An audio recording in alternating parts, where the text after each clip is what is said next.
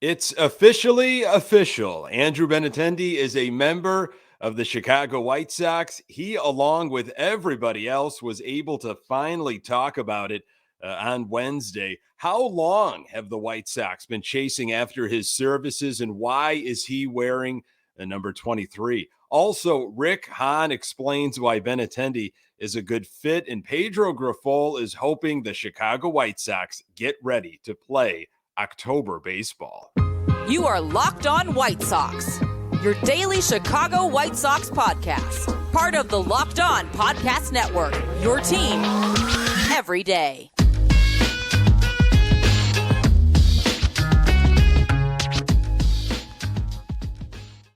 Hey, Sox fans, welcome to Locked On White Sox. Thank you for making Locked On White Sox your first listen each and every day. We're free and available on all platforms. Follow us on Twitter at Locked On Sox. Also, subscribe to that YouTube channel of ours.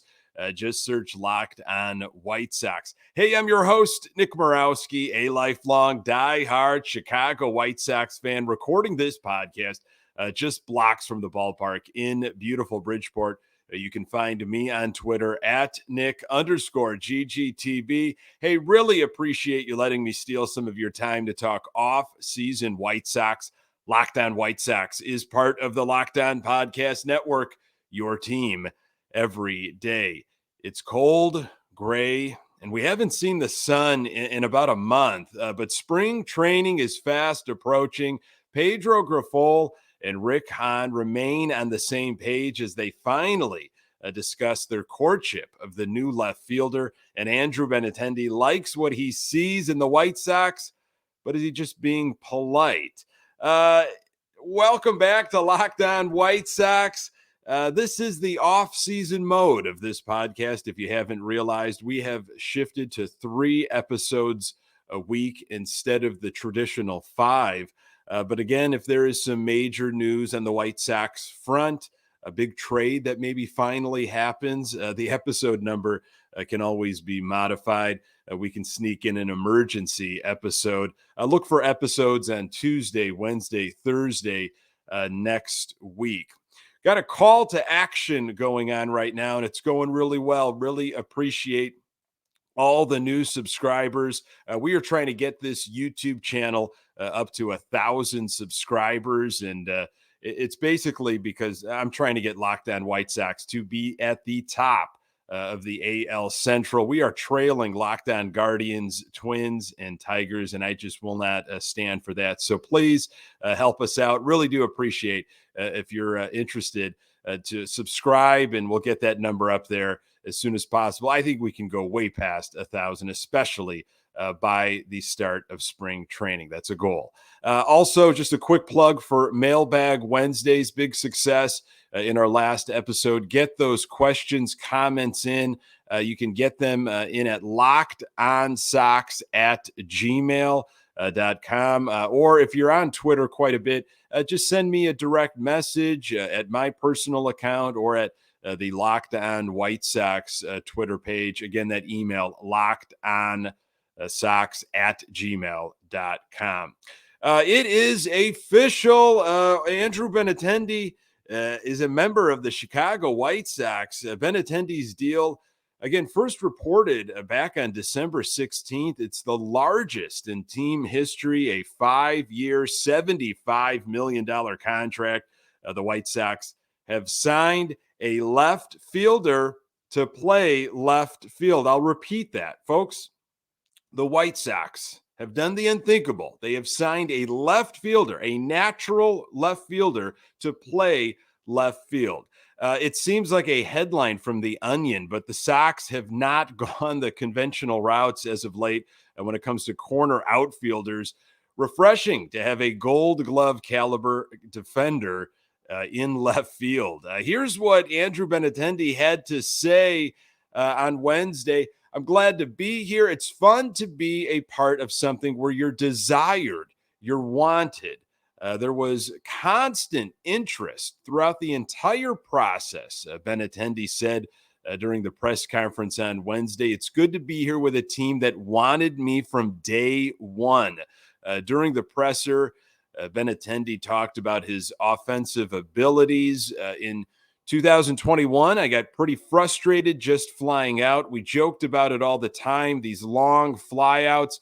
I'm not the biggest guy. It's going to take everything I can to hit a ball out of that stadium. So going into last year, I was thinking that let's just hit for a higher average and higher on base.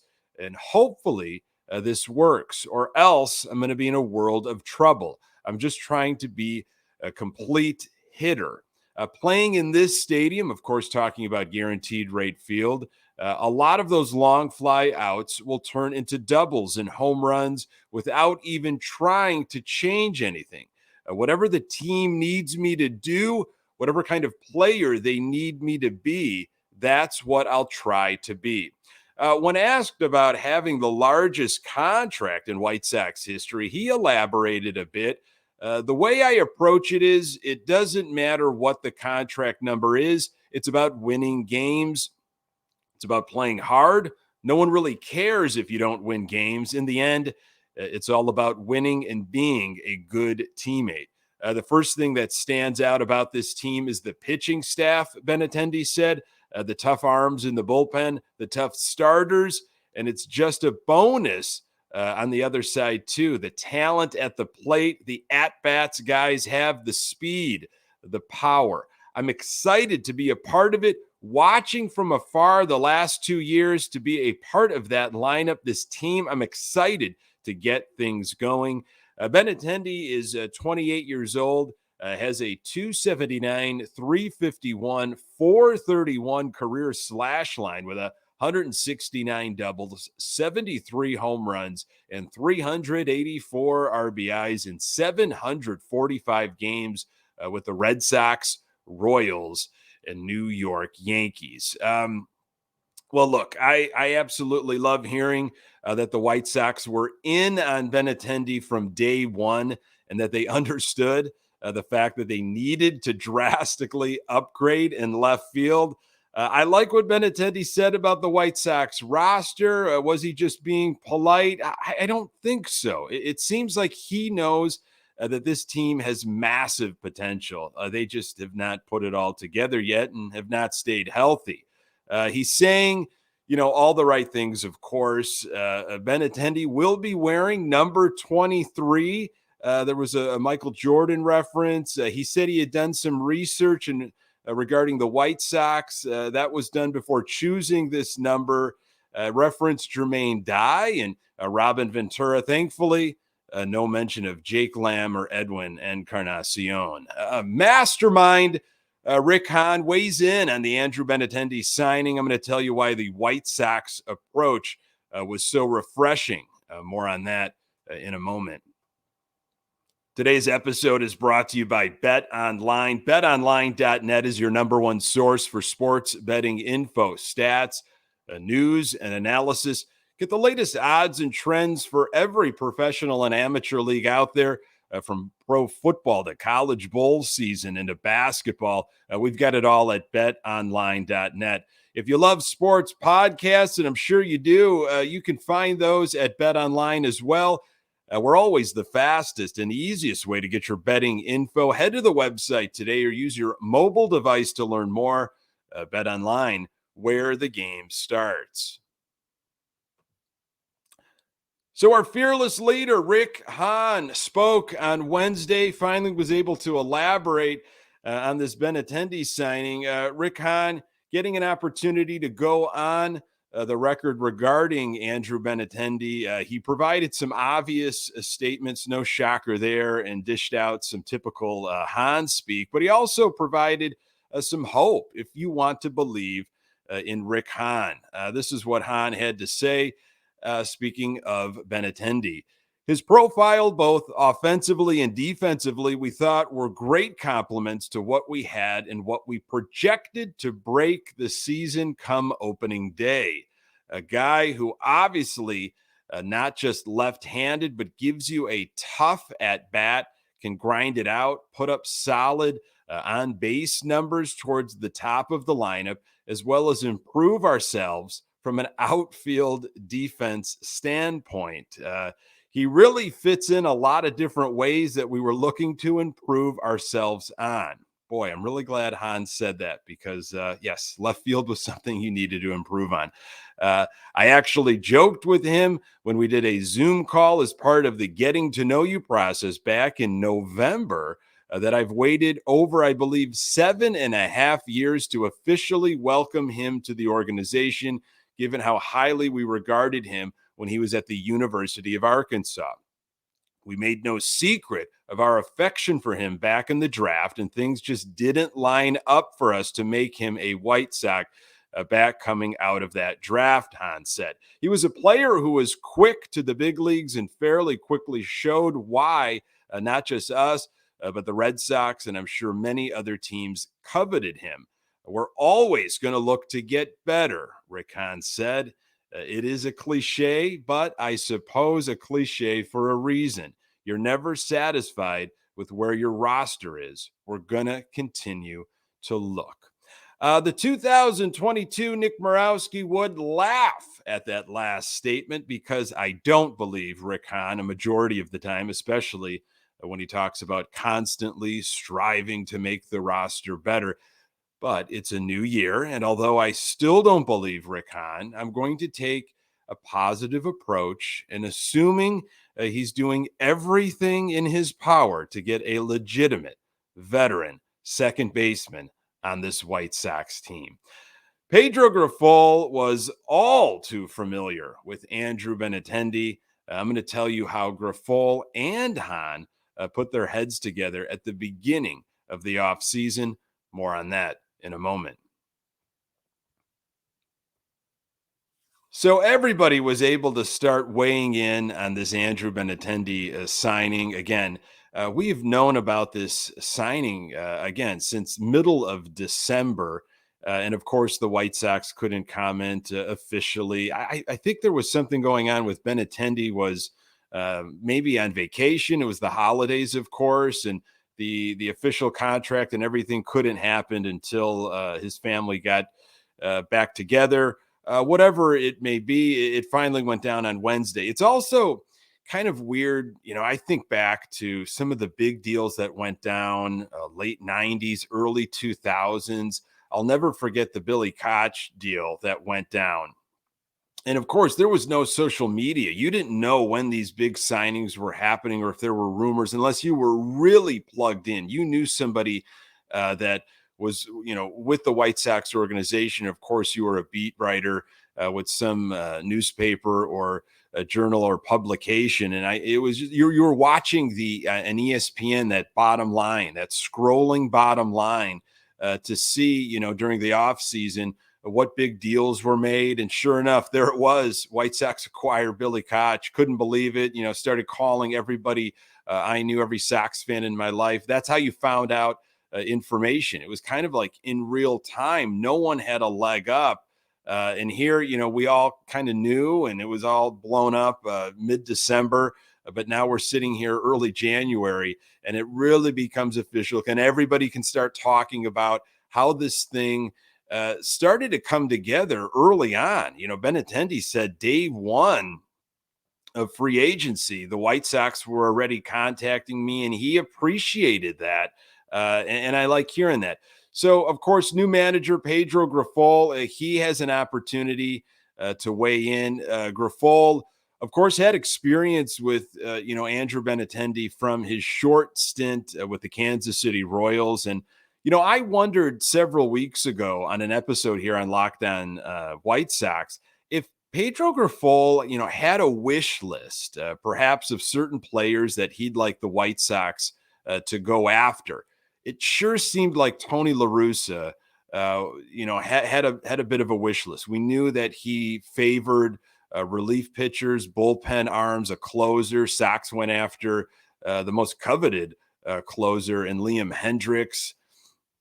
And of course, some of the other deals that were made, Kendall Graveman, and then that huge trade deadline acquisition of Jake Diekman, might have been all La Russa there. Maybe Pedro Grifol also, had this list when they started having these conversations with the Sox Brain Trust. And it sounds like, Grifol and Sox brass were in communication pretty early in regarding Andrew Benintendi. This is what Grifol had to say. It wasn't until the second interview with Kenny Williams and Rick Hahn that one of them mentioned, hey, what are your thoughts on Andrew Benintendi? And I'm like, okay, you mentioned it, not me. So now let me talk about him. Very interesting. I love hearing this stuff. Again, finally, we can kind of hear the backstory, so to speak, since this signing has become official. Grifol went on talking about Benintendi. He's a versatile player as far as where we hit him in the lineup. He's done everything in the game. He hits for average. He is hit for power. He runs the bases well. He fits really well with what we're trying to do here. And again, you got to think it's not necessarily the White Sox way, or I'm hoping this isn't what Kenny Williams or Rick Hahn said to Pedro Grifol of this is how I want you to model the team. I'm sure, of course, there was input and they spoke their mind. But the plan, the hope is that Pedro Grifol is molding this team off of his vision, complete with the coaching staff aside from Daryl Boston, but having these trusted people, surrounding him, echoing, and repeating the mission, the philosophy.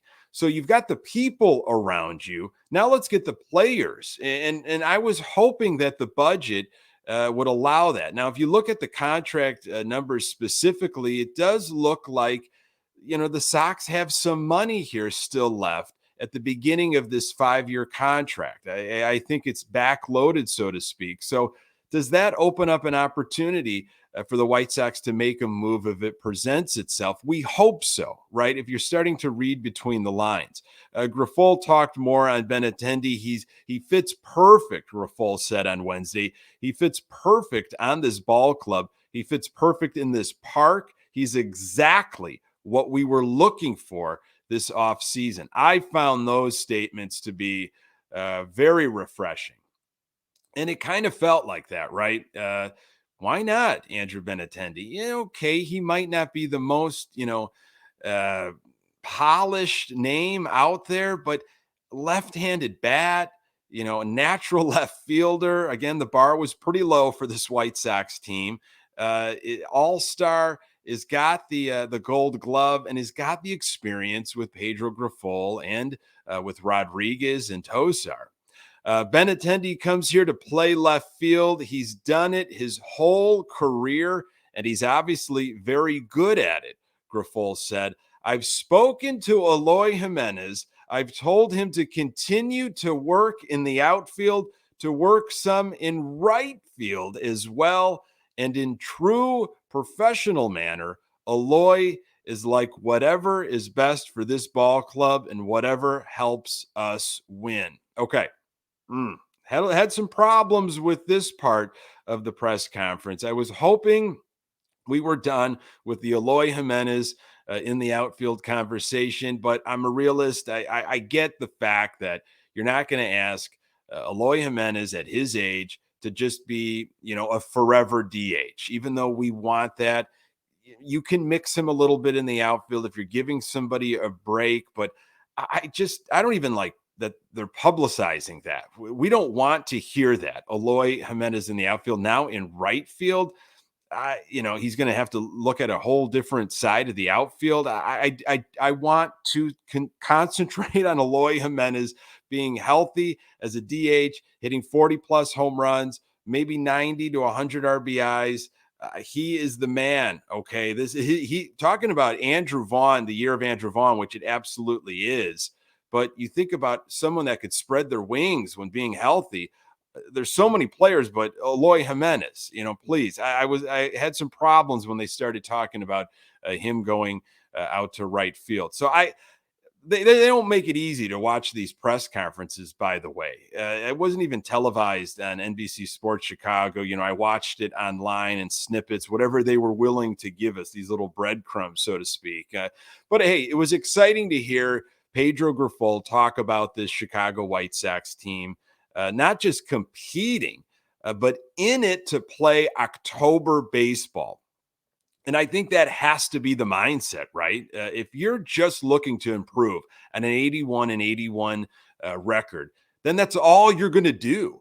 But if Grifol sets the tone, sends the message immediately in Glendale, these players buy in, which, boy, I hope they do, then I think this Chicago White Sox team will be in good shape. Again, it's 2023, and I'm trying this optimistic thing out. It's weird, but I'm leaning in. Speaking of Glendale, Arizona, spring training tickets are now on sale. Nothing warms the cold, bitter, frozen Midwest heart like thinking about pitchers and catchers reporting in February. I secured my tickets. I will be there early March, and now I just need to get over to Grandstand for my Andrew Vaughn jersey. Folks, thank you so very much for making this podcast part of your daily routine. You can find the Locked On White Sox podcast absolutely everywhere you find your podcast. We are on Twitter at Locked On Sox. You can find me on Twitter at Nick_GGTB. And don't forget, call to action. Let's get those numbers up on YouTube. Really appreciate all the folks that have subscribed. Love the comments, trying to do a better job at getting back and replying to those comments. Really value that you have made this, you've put your time and energy into this podcast. Either you're consuming it, wherever you find them, audio, but also watching it on YouTube. I do appreciate that. So let's continue to get those subscribers up and get any mailbag Wednesday questions you have in at lockedonsox@gmail.com. Thanks for making Locked On White Sox your first listen every day. Now make your second listen Locked On MLB Prospects. Host Lindsey Crosby is a prospect encyclopedia, and he's going deep on the MLB stars of tomorrow. It's free and available wherever you get your podcasts. Coming up on the next episode, continue to go over some off-season scenarios for the Chicago White Sox team. Could we eventually see this trade manifest? Still looking for that veteran, legitimate second baseman. Really appreciate you making time for the Locked On White Sox podcast. I'm Nick Morawski. Until next time, go Sox.